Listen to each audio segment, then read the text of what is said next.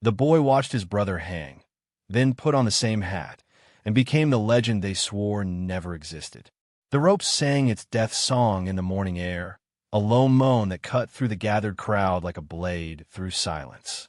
11-year-old Samuel Cassidy stood pressed against the wooden barrier, his small hands gripping the rough planks until splinters bit into his palms. Above him, his brother Thomas swayed in the desert wind, feet dancing their final, helpless steps against nothing but sky and sorrow. The black hat fell first. It tumbled from Thomas's head like a dark bird shot from flight, landing in the dust with a soft thump that somehow echoed louder than the crowd's murmur. Samuel watched it settle there, leather crown down, brim catching the early light like a broken wing. The hat that had shadowed his brother's face through 3 years of running, 3 years of stealing, 3 years of living like a ghost between towns. Now it lay empty in the dirt, waiting. Judge Harwick cleared his throat from the platform, his voice carrying over the square like the crack of dry thunder. Let this be a lesson to all who would take what ain't theirs. Thomas Cassidy chose his path, and the law has spoken its piece. But Samuel barely heard the words.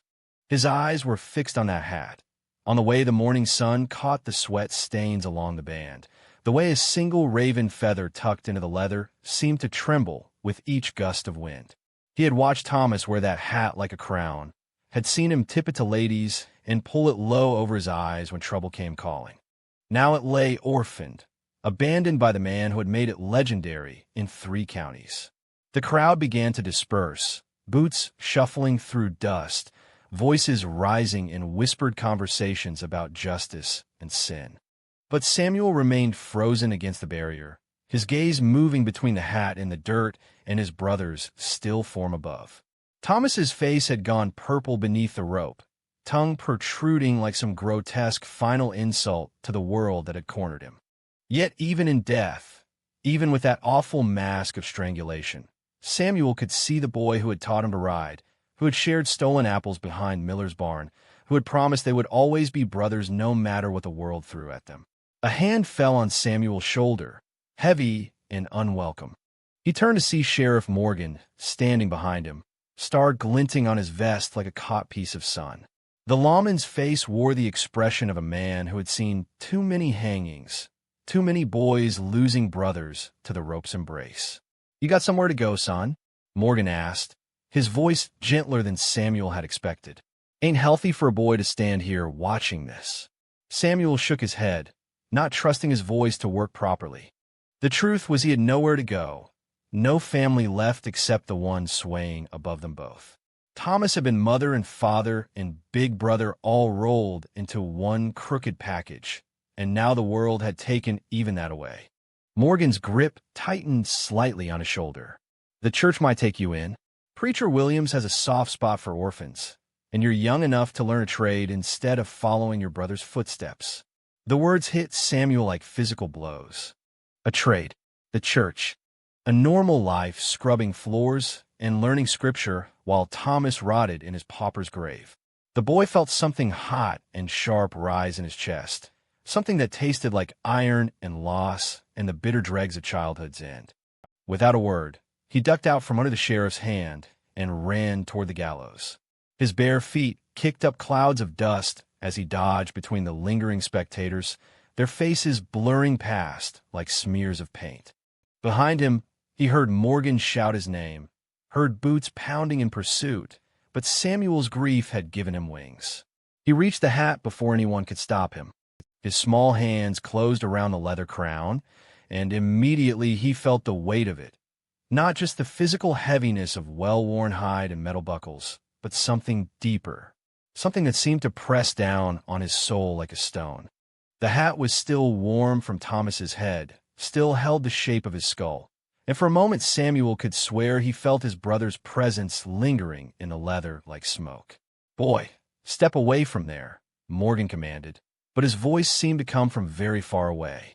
Samuel lifted the hat with both hands, turning it slowly in the morning light. The inside was stained with sweat and years of hard living, the band worn smooth from Thomas's fingers adjusting it 1,000 times.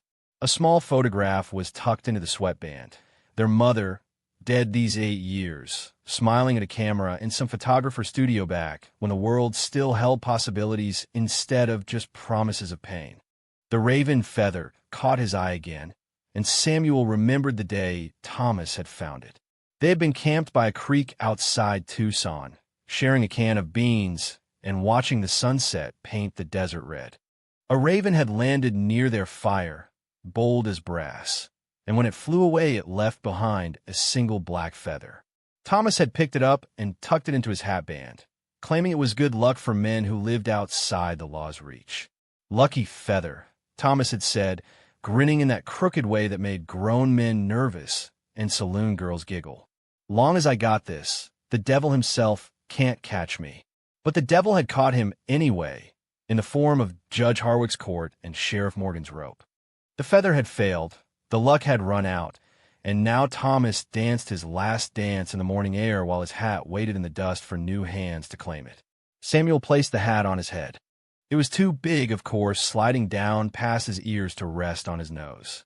But somehow it felt right, like putting on armor or accepting a sacred trust. The weight settled on his skull like a crown made of shadows and sorrow, and in that moment Samuel felt something fundamental shift inside his chest. The boy who had watched his brother hang was already fading, replaced by something harder, something that understood the world's true nature. Morgan reached him then, breathing hard from his run across the square. "Son, you can't. My name is Samuel Cassidy," the boy said, his voice steady despite the tears cutting tracks through the dust on his cheeks. "And this hat belongs to me now." The sheriff's face went pale beneath his weathered tan. He knew that name, knew what it meant to wear it in a world that remembered every slight, every stolen dollar, every drop of blood spilled in anger. But looking down at the boy, small for his age, all sharp angles and desperate dignity, Morgan saw something that made him step back instead of forward. He saw the beginning of a legend. Samuel tilted the brim down over his eyes, the way he had watched Thomas do 1,000 times. The hat's shadow fell across his face like a mask, and when he looked up at the sheriff, his eyes held depths that belonged to someone much older, much harder, much more dangerous than any 11-year-old boy had a right to possess. The wind picked up again, rattling the gallows and stirring the dust around their feet. Above them, Thomas's body turned slowly at the end of its rope, casting a moving shadow that seemed to dance across the ground like a ghost already beginning its haunting. Samuel felt that shadow touch him, felt it seep into his bones like cold water, and he knew with the terrible certainty of childhood that his life had just ended and begun in the same heartbeat. He touched the brim of the hat once, a gesture of acknowledgement or perhaps farewell, then turned and walked away from the gallows without looking back.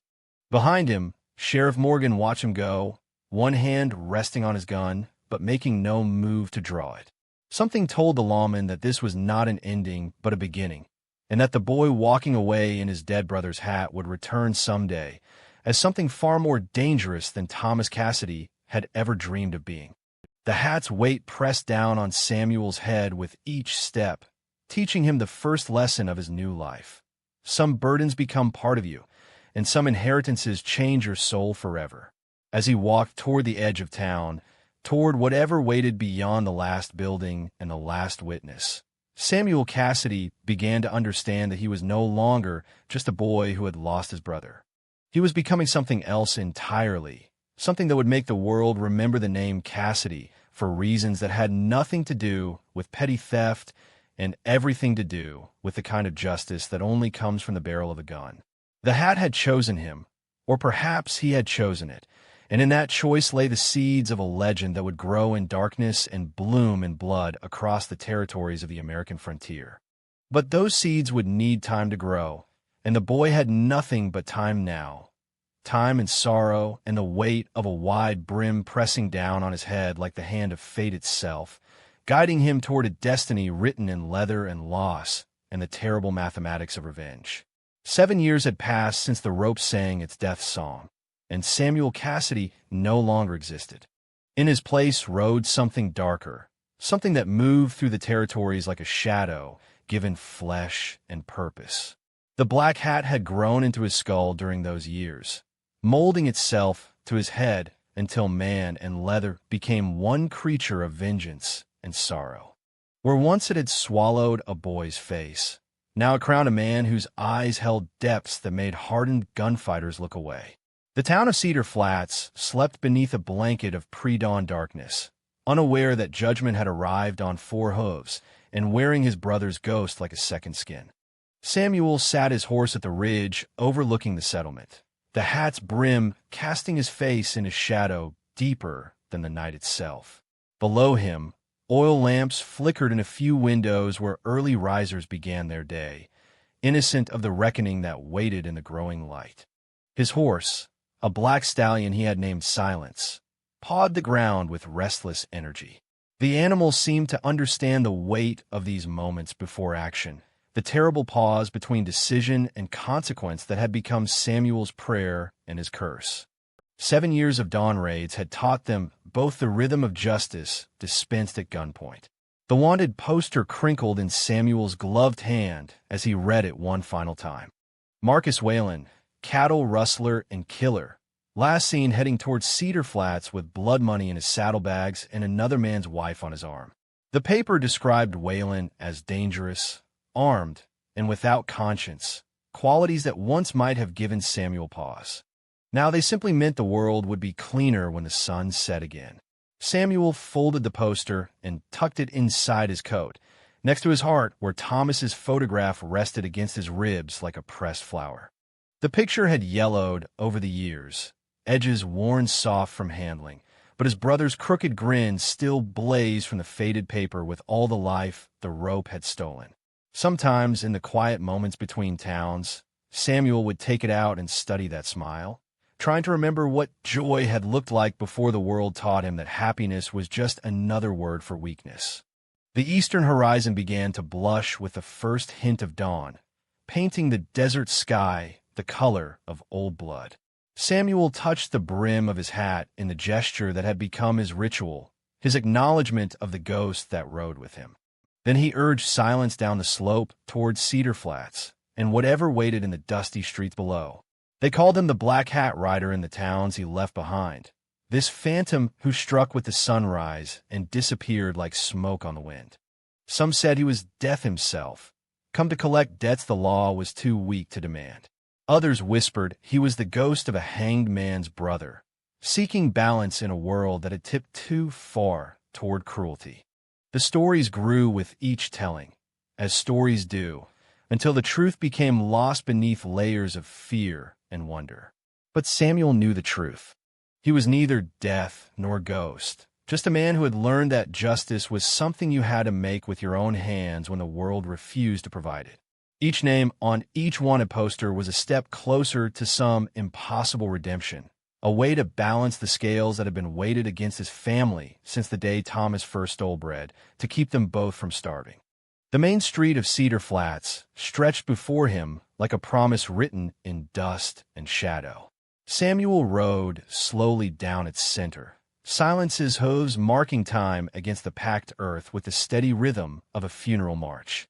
Windows began to glow with lamplight as the town stirred to life, but no faces appeared behind the glass. People had learned to stay inside when riders came at dawn, especially riders who wore their darkness like a badge of honor. The Silver Dollar Saloon squatted at the street's end like a toad, made of weathered wood and broken promises. Samuel had tracked Whalen's scent to this place, following a trail of angry bartenders and cheated card players across 3 counties. Men like Whalen always ended up in places like this, surrounded by others who had given up on the pretense of decency and embraced the comfortable brutality of life outside the law's reach. Samuel dismounted and tied Silence to the hitching post with movements that spoke of long practice and deadly patience. The hat's weight pressed down on his skull like a familiar hand, reminding him of the burden he carried and the price it demanded. His coat fell open as he checked his guns, revealing the ivory handles that had become as much a part of his legend as the black hat itself. The saloon doors swung inward at his touch, revealing a dimly lit interior thick with the smell of stale whiskey and older sins. A few early drinkers hunched over their glasses like penitents at an altar of despair, while a piano player with missing fingers picked out a melody that sounded like a dirge played backwards. Behind the bar, a man with the soft look of someone who had never worked an honest day polished glasses with hands that shook slightly in the morning light. And there, at a corner table with his back to the wall and a bottle of rot gut for company, sat Marcus Whalen. He was exactly what Samuel had expected. Thick through the middle from easy living, eyes like chips of dirty ice, and the kind of mustache that was meant to make him look distinguished but only made him look like what he was, a man who took what he wanted and killed anyone who objected. A woman sat beside him, young and pretty in the way that didn't last long in places like this, her face painted with the desperate brightness of someone trying to convince herself she hadn't made a terrible mistake. Whalen looked up as Samuel entered, and for a moment their eyes met across the smoky interior. Recognition flickered in the outlaw's gaze, not of Samuel himself, but of what he represented. Every man who lived outside the law knew the signs, the way a gunfighter carried himself, the careful placement of hands near weapons, the stillness that came before sudden, explosive violence. "Mornin'," Whalen said, his voice carrying the false cheer of a man trying to buy time. "Little early for drinking, ain't it, friend?" Samuel said nothing. Words were for men who still believed in conversation, who thought problems could be solved with anything other than lead and powder. He had used up all his words 7 years ago, standing in the dust beneath his brother's swaying body, and nothing he had seen since then had convinced him they were worth the breath required to speak them. Instead, he simply stood there, letting the silence stretch between them like a rope waiting to snap. The other patrons began to notice the tension, chairs scraping against floorboards as men positioned themselves out of the line of fire. Even the piano player's broken melody faltered and died, leaving only the sound of breathing and the tick of a clock that suddenly seemed very loud. Whalen's hand moved toward his gun, a casual gesture that fooled no one. "You got business with me, stranger?" Samuel's response was to reach into his coat and pull out the wanted poster, unfolding it with deliberate care before placing it on the nearest table. The paper seemed to glow in the saloon's dim light.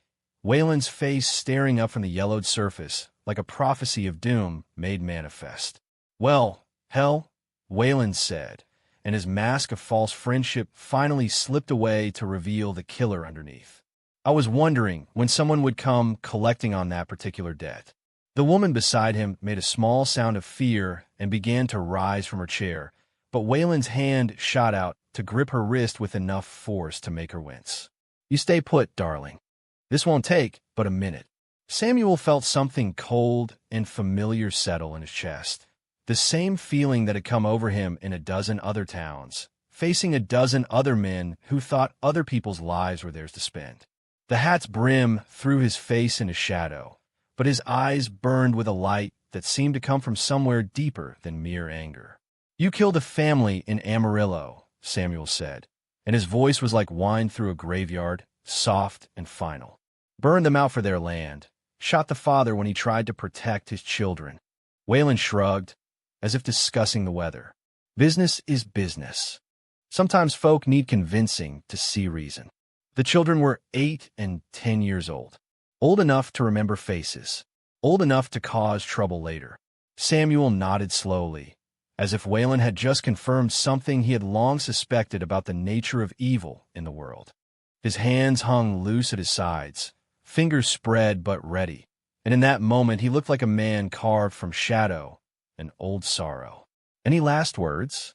Samuel asked because Thomas had taught him that even monsters deserved that much courtesy. Whalen's laugh was like breaking glass. "Yeah, you picked the wrong man to play judge with, boy."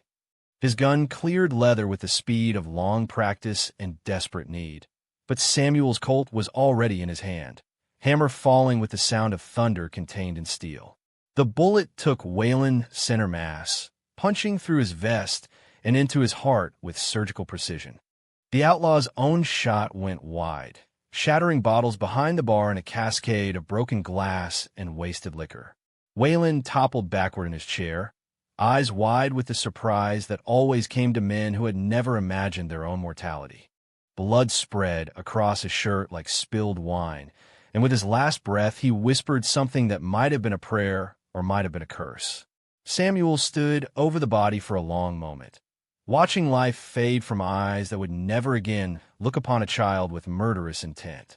The woman was crying now, quiet sobs that spoke of relief mixed with terror, and the other patrons sat frozen in their chairs like congregation witnessing a miracle they weren't sure they believed in. The bartender found his voice first.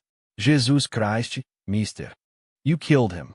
Samuel holstered his gun and picked up the wanted poster, folding it carefully before tucking it back inside his coat. Marcus Whalen killed himself the day he decided other people's lives didn't matter. I just helped him finish the job. He turned toward the door, his boots echoing in the sudden silence like the footsteps of judgment walking away. But as he reached the threshold, the woman's voice stopped him. "Who are you?" she asked, and her words carried the weight of someone who needed to know the name of her salvation. Samuel paused in the doorway, silhouetted against the growing dawn like a figure from some dark legend. The hat's brim cast his face in a shadow, but she could see his eyes, and in them was a depth of sorrow that made her own troubles seem small and temporary. "Nobody," he said, "just somebody's brother." Then he was gone, stepping into the morning light and onto silence's back with the fluid grace of a man who had learned to live in the space between heartbeats. The town watched him ride away, heading toward the desert and whatever waited beyond the horizon, carrying his brother's ghost and his own burden of necessary violence into the growing day. Behind him, Marcus Whalen bled out on the saloon floor, and Cedar Flats added another chapter to the legend of the Black Hat Rider. But Samuel Cassidy didn't look back. He never looked back anymore, because the past was a weight he carried in his chest, not something he needed to see with his eyes. The hat pressed down on his skull with familiar weight as he rode toward the next town, the next wanted poster, the next opportunity to balance scales that seemed determined to tip toward darkness. 7 years of this, 7 years of dawn raids and dusty justice, and still Thomas's ghost rode beside him, whispering of debts unpaid and promises that could only be kept with powder and lead. Somewhere ahead lay another town, another killer, another chance to prove that some legends were born not from heroism, but from love twisted into something harder than steel and more necessary than mercy. The town of Mercy's end clung to existence like a dying man clings to his last breath. 47 souls scattered across a handful of buildings that stood defiant against the desert's slow attempt to reclaim them. Samuel had been there 5 days now, longer than he had stayed anywhere since taking up his brother's hat, and still he found reasons not to leave. The trail he had been following, a child seller named Morrison who deserved a bullet more than most, had gone cold in the endless expanse of sand and scrub, but something kept Samuel from moving on to the next town, the next hunt, the next opportunity to balance the scales with powder and lead. Maybe it was the way the wind sounded different here, carrying voices from somewhere beyond the horizon. Maybe it was the small wooden church that sat in the town's heart like a seed of hope planted in barren ground. Or maybe it was the girl who sat on its steps each morning, reading a book she could not see and listening to sounds the rest of the world had forgotten how to hear. Clara Mason was perhaps 20, with wheat-colored hair that caught the desert light like spun gold and eyes the pale blue of winter sky, beautiful and empty. The milky film that marked her blindness made those eyes look like windows into some other world, a place where sight meant something different than what most people understood. Her fingers moved across the pages of her worn leather Bible with the delicate precision of someone who read through touch rather than vision. And when she spoke, her voice carried the kind of quiet certainty that came from listening to truths others couldn't perceive. Samuel first noticed her on his second morning in Mercy's End, when he stepped out of the boarding house to find her sitting in the early light like a statue carved from patience itself. She was reading aloud from Scripture, her voice carrying the ancient words across the empty square to anyone who cared to listen. Most of the townspeople hurried past with downcast eyes, as if her blindness might be contagious. But Samuel found himself stopping to hear her speak of mercy and redemption in tones that suggested she actually believed such things were possible. "You're the one they call the Black Hat Rider," she said on his third morning, without looking up from her Bible or giving any indication that she had noticed his approach. Samuel's hand moved instinctively to his gun, 7 years of hunted living having taught him to be wary of anyone who recognized what he was. But Clara remained seated peacefully on the church steps, her fingers continuing their slow journey across the sacred text, as if discussing his identity was no more significant than commenting on the weather. "Some folks call me that," he admitted, his voice rough from disuse. Days could pass without him speaking to another soul, and words felt strange in his mouth, like coins from a foreign country that might not hold their value here. Clara nodded, as if his answer had confirmed something she already knew. "My father mentioned you've been in town longer than most men of your profession usually stay in places like this." She closed the Bible and set it aside, turning her face toward where he stood with an accuracy that seemed impossible for someone who lived in permanent darkness. "What are you waiting for?" The question struck Samuel like a fist to the chest. What was he waiting for? Morrison's trail had gone cold, and there were other wanted men in other towns, other debts that justice demanded he collect. Yet something had anchored him here, some invisible weight that made leaving feel like abandoning something important, though he couldn't name what that might be. "Don't rightly know," he said, surprised by his own honesty. Clara's smile was like watching sunrise break through storm clouds, transforming her entire face with its warmth. "Would you like to sit? The steps are comfortable, and I don't often get visitors who aren't seeking my father's forgiveness or his blessing." Every instinct Samuel had developed over 7 years of dangerous living told him to walk away, to mount silence, and ride hard toward the horizon where safety lay in anonymity and distance. But instead, he found himself climbing the church steps and settling beside her, the hat's brim casting them both into shadow while the morning sun painted the desert in shades of gold and amber. They sat in comfortable silence for several minutes, Clara's head tilted slightly, as if listening to sounds only she could perceive. Samuel found himself studying her profile, the way the light caught in her hair and the serene expression that suggested someone at peace with mysteries others found terrifying. "You carry a great weight," she said finally, her voice soft but certain. "I can feel in the way you move, hear it in the way you breathe. Every step costs you something, doesn't it?" Samuel's hand moved unconsciously to his chest, where Thomas's photograph rested against his heart like a pressed flower from a garden that existed only in memory. "We all carry burdens." "Yes, but most people carry their own troubles. You're carrying someone else's as well, aren't you?" Clara's fingers moved to her temple, massaging gently as if thinking caused her physical discomfort. "Someone who died badly. Someone you loved more than your own life." The words found their mark with the precision of a bullet fired by a master marksman. Samuel felt something tighten in his chest, the familiar ache that accompanied any mention of his brother, any reminder of the day the rope had taken away the only family he had left in the world. "My brother," he said, the words escaping before he could stop them. "How long has he been gone?" 7 years, 4 months, and 9 days. The exactness of his answer seemed to surprise Clara. She turned toward him more fully, her unseeing eyes searching his face with an intensity that made Samuel uncomfortable. He had grown accustomed to hiding behind the hat's shadow, to letting the legend speak for him while the man underneath remained safely invisible. "You've been counting every day since he died," she observed, like a prisoner marking time on a cell wall, waiting for a sentence to end that will never be commuted. Samuel said nothing, but his silence was confirmation enough. Clara reached out slowly, giving him ample opportunity to pull away if he chose. When he remained still, her fingers found the brim of his hat, tracing the worn leather with the gentle touch of someone examining a holy relic. The moment her skin made contact with the hat, she gasped and jerked her hand back as if she had touched fire. "Dear God in heaven," she whispered, tears beginning to track down her cheeks like silver lines drawn by sorrow itself. "There are 2 of you trapped in there. Two souls wound together so tightly I can barely tell where one ends and the other begins. Samuel's hand shot up to catch her wrist, not hard enough to hurt, but firm enough to prevent her from touching the hat again.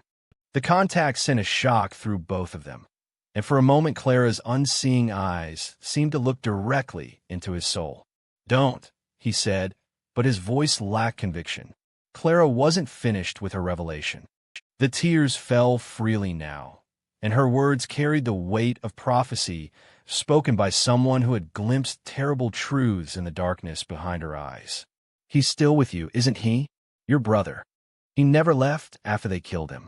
He's been riding beside you all these years, whispering in your ear, feeding on your guilt and your love until you can't tell his voice from your own thoughts." The accuracy of her words hit Samuel like a physical blow. He had felt Thomas's presence countless times over the years, in a moment before drawing his gun, in the choice of which wanted man to pursue next, in the dreams that came when exhaustion finally overwhelmed caution. He had told himself it was simply memory, the natural way grief held onto the dead and refused to let them rest. But Clara's touch had revealed something darker, something that had been growing in the shadows of his mind like a cancer made of love and loss and unfinished business.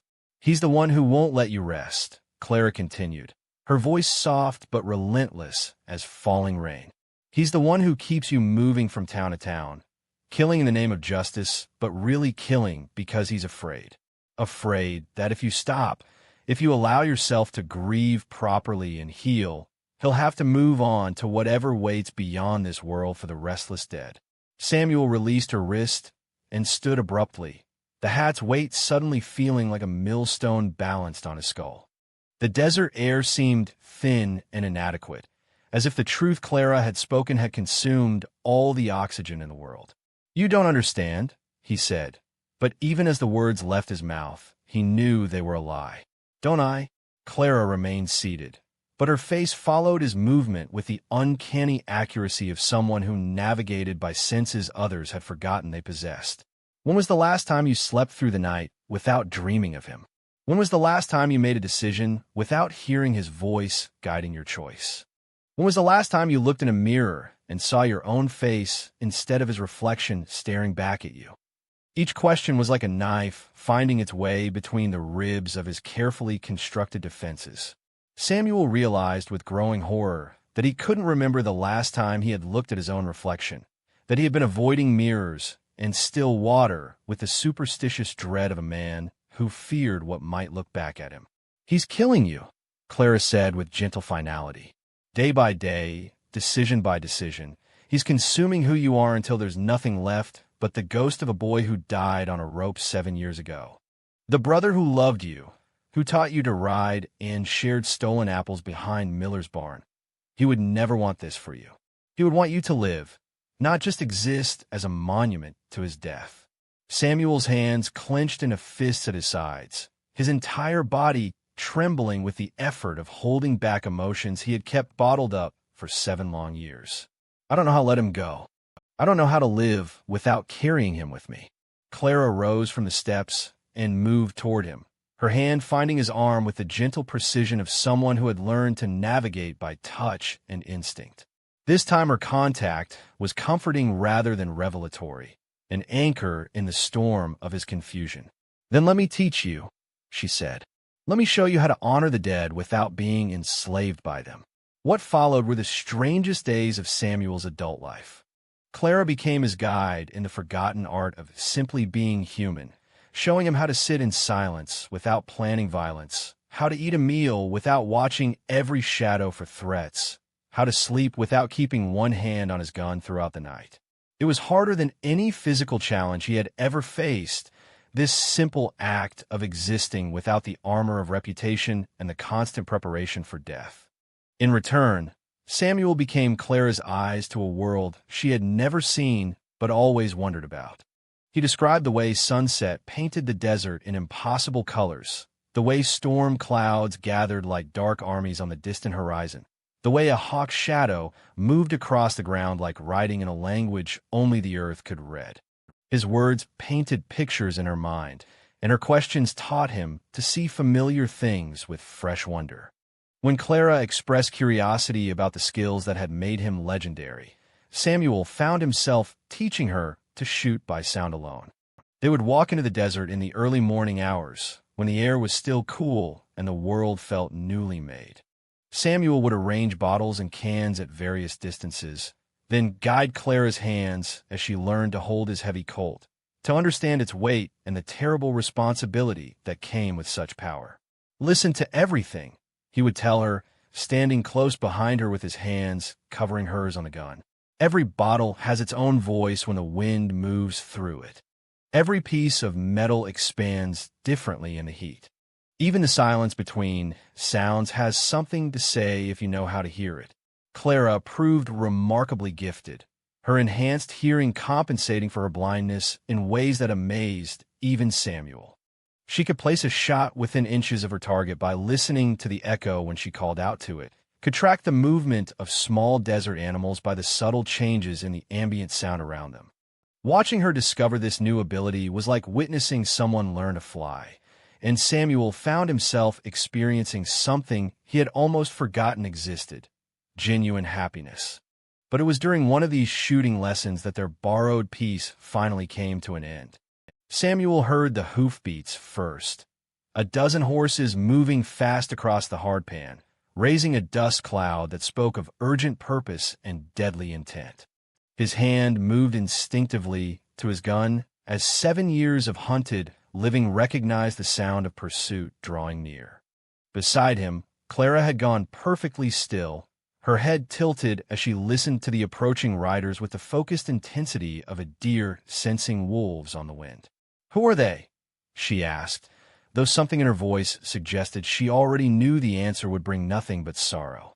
Samuel pulled out his field glasses and focused on the dust cloud rising from the desert floor. What he saw made his blood run cold as winter rain. A dozen men in dark coats, riding hard with the grim purpose of professional manhunters. At their head rode a figure he recognized from wanted posters and whispered stories told in saloons from California to Kansas. Marshal Clayton Webb, the most feared lawman in the territories, the man who had built his reputation tracking down legends and reducing them to corpses. "The law," Samuel said, lowering the glasses with hands that remained perfectly steady despite the fear crawling up his spine. "The kind that's been hunting me for longer than I care to remember." Clara's fingers found his arm, tightening with sudden desperation. "They've found you." It wasn't a question. Somehow, through the network of informants and telegraph wires that connected law enforcement across the frontier, someone had traced the Black Hat Rider to this forgotten corner of the world. Samuel had always known this moment would come, had expected to die with his guns blazing and Thomas's ghost whispering encouragement in his final moments. But now, standing in the desert morning with Clara's hand on his arm and the taste of something like hope still fresh in his mouth, Samuel realized that dying had become infinitely more complicated than he had planned. "You have to run," Clara said urgently. "Take your horse and ride for the border. Don't let them corner you in town where innocent people might be hurt." Samuel looked down at her, memorizing the way the morning light caught in her hair, the way her unseeing eyes seemed to hold depths that made his own troubles feel small and manageable. In the few days he had known her, Clara had shown him possibilities he had forgotten existed, had reminded him that there was more to existence than the narrow space between drawing a gun and pulling the trigger. "What about you?" he asked, though he already knew the answer. Clara's smile was sad but determined. "This is my home. These are my people. I'll be safe here. But you have choices to make now.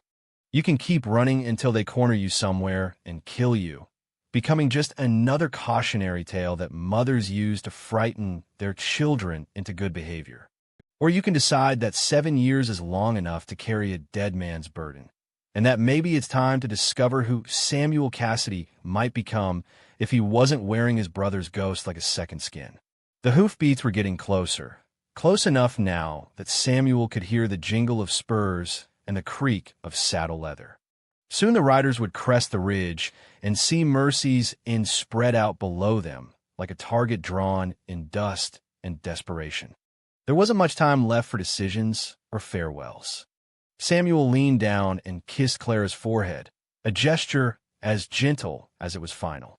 The contact sent warmth through both of them, a brief connection that spoke of possibilities that might have been explored if the world had been kinder to broken men and the women who try to heal them.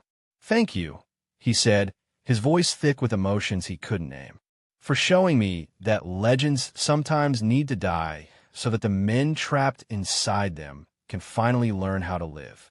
Then he was running toward town and his horse, the hat's familiar weight pressing down on his skull with the authority of long habit.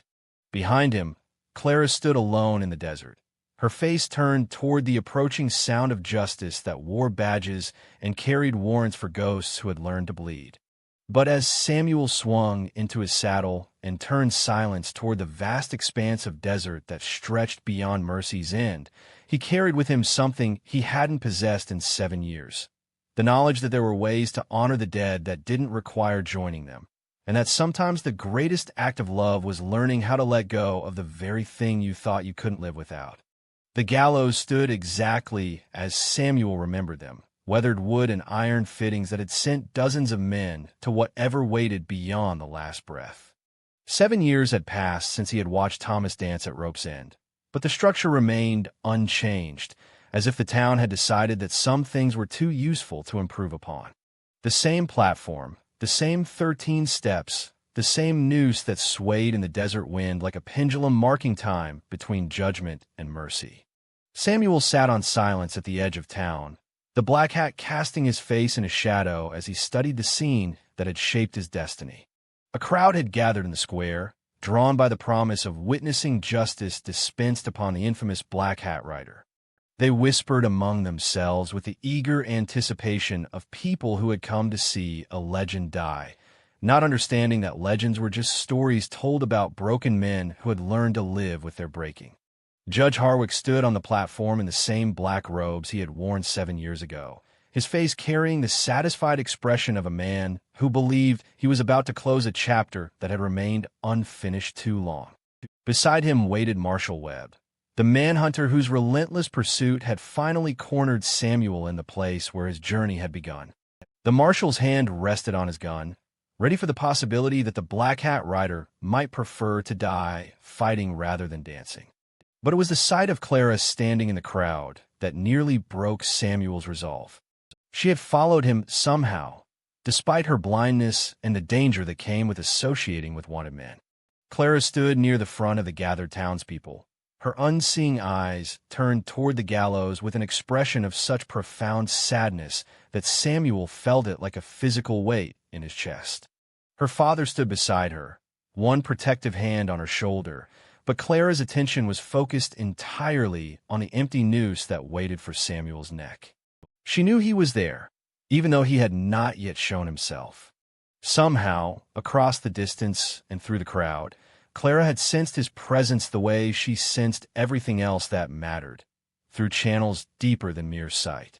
Her head turned slightly in his direction, and even from this distance Samuel could see the tears tracking down her cheeks like silver lines drawn by sorrow itself. The sight of those tears decided him. Samuel urged silence forward, riding slowly down the main street toward his appointment with Rope and Righteousness. The crowd parted before him, like water before the prow of a ship, faces turning to track his passage with the fascinated horror of people watching their own nightmares made flesh. Children pressed against their mothers' skirts, while men touched the butts of guns they would never be fast enough to draw. He rode like a man going to his wedding rather than his execution, straight-backed and deliberate, the hat's brim pulled low over eyes that had seen too much of the world's cruelty. Silence's hooves rang against the packed earth with the steady rhythm of a funeral march, each step bringing Samuel closer to the moment when he would have to choose between the man he had become and the boy he had once been. Judge Harwick's voice carried across the square as Samuel approached the gallows.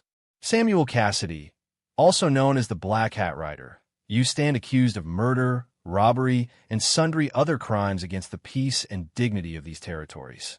How do you answer these charges?" Samuel dismounted slowly, his movements deliberate and unhurried. The crowd held its collective breath as he tied silence to the hitching post, then turned to face the platform where his fate waited.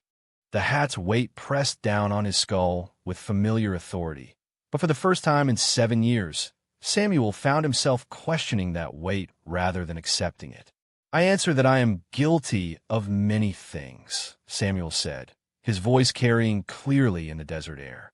"But murder ain't one of them. Every man I killed needed killing, and the world is cleaner for their absence." Judge Harwick's face darkened with the righteous anger of someone who believed that justice was something that could only be dispensed from behind a bench and beneath a black robe.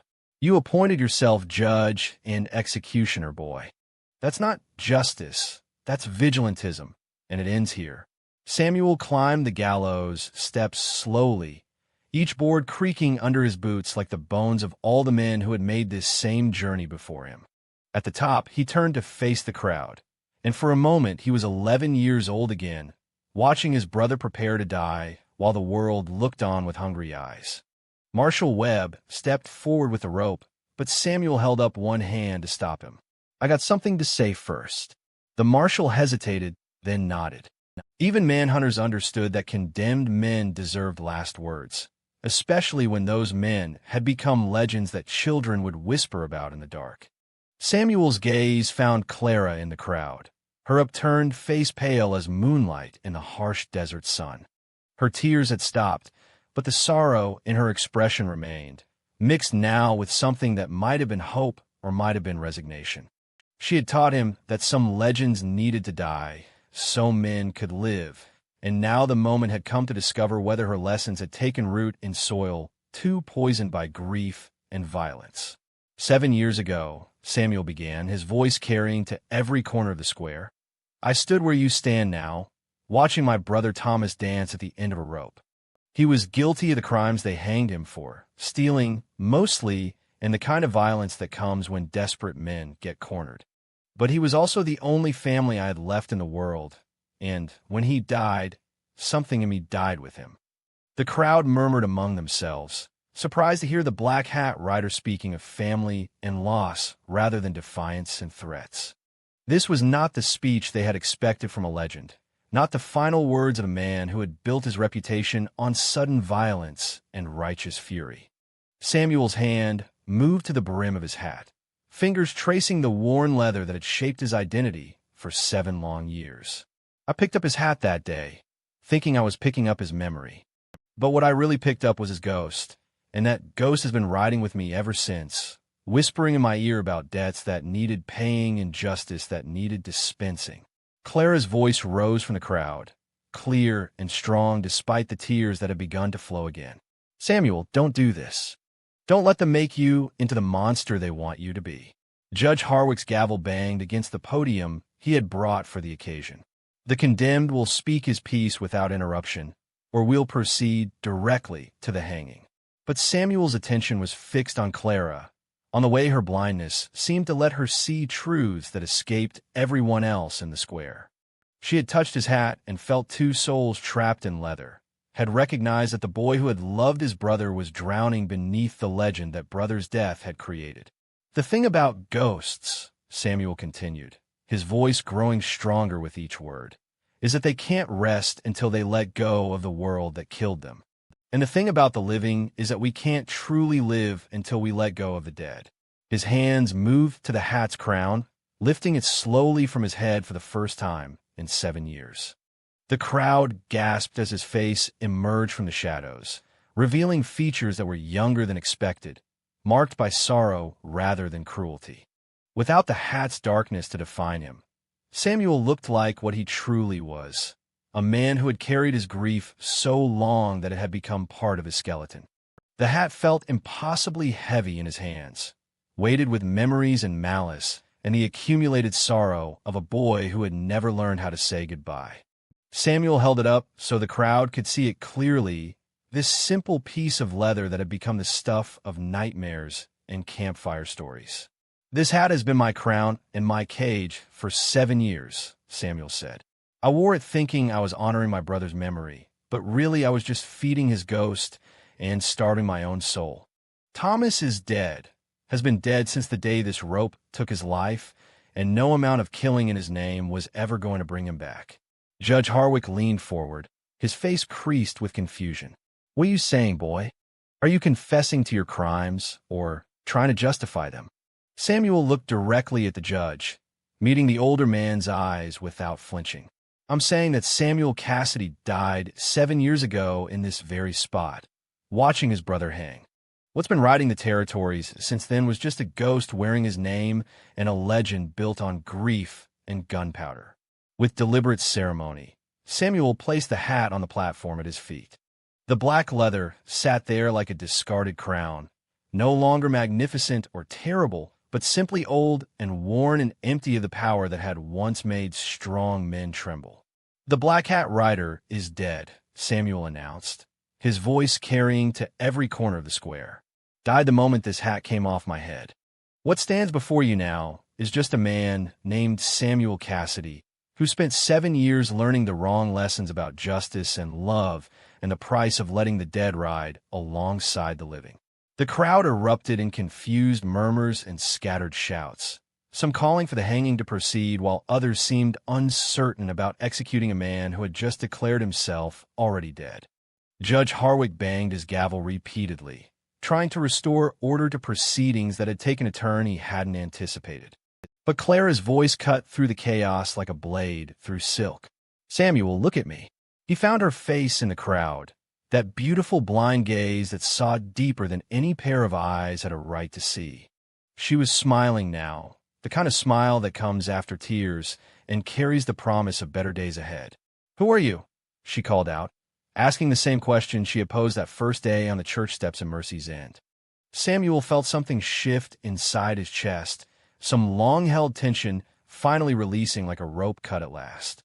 For the first time in 7 years, he knew the answer to that question with perfect clarity. I'm Samuel Cassidy, he said, and his voice carried the weight of a man discovering his own name after years of living as someone else's ghost. I'm 25 years old. I was born in Missouri, and I had a brother named Thomas who died before he learned that stealing was just another word for being afraid. Judge Harwick stood abruptly, his face flushed with anger and confusion. This is all very touching, but it doesn't change the fact that you're a wanted man with blood on your hands. The law demands satisfaction, regardless of what philosophical revelations you've experienced. Samuel nodded slowly, understanding that justice was more complicated than simply choosing to be a better man. You're right, Judge. I've got debts to pay and consequences to face. But I'll face them as Samuel Cassidy, not as the Black Hat Rider. And I'll serve whatever sentence you give me as a man who's finally learned the difference between honoring the dead and being enslaved by them. Marshal Webb stepped forward, handcuffs gleaming in the desert sun. Samuel Cassidy, you're under arrest for multiple counts of homicide and related charges.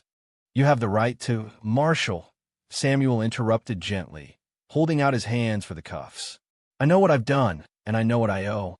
Let's just get on with it. As the iron closed around his wrists, Samuel felt lighter than he had in 7 years. The hat sat abandoned on the platform, no longer his crown or his burden, but simply a piece of old leather that had outlived its usefulness. Looking out at the crowd, he saw Clara pushing through the press of bodies, her father trying to hold her back as she made her way toward the gallows. Samuel, she called out when she reached the platform's base. Are you free now? Can you finally rest? Samuel looked down at her from his place between the marshal and the judge, his hands bound, but his heart somehow lighter than it had been since childhood. I think so, he said. For the first time in 7 years, I think I might actually be free. The judge was calling for order, the marshal was consulting his paperwork, and the crowd was beginning to disperse now that the promised hanging had been replaced by a simple arrest. But Samuel's attention was fixed on Clara, on the way her face had brightened with something that looked like dawn breaking over mountains. Then it was worth it, she said, and her words carried across the desert air, like a prayer finally answered. All of it was worth it, if it brought you back to yourself. As they led him away from the gallows toward whatever justice awaited a man who had chosen to stop running from his own humanity, Samuel Cassidy walked with his head held high, for the first time in 7 years. The hat remained behind on the platform, and with it the ghost of a brother who could finally rest and the legend of a writer who had learned that some stories were meant to end so better ones could begin.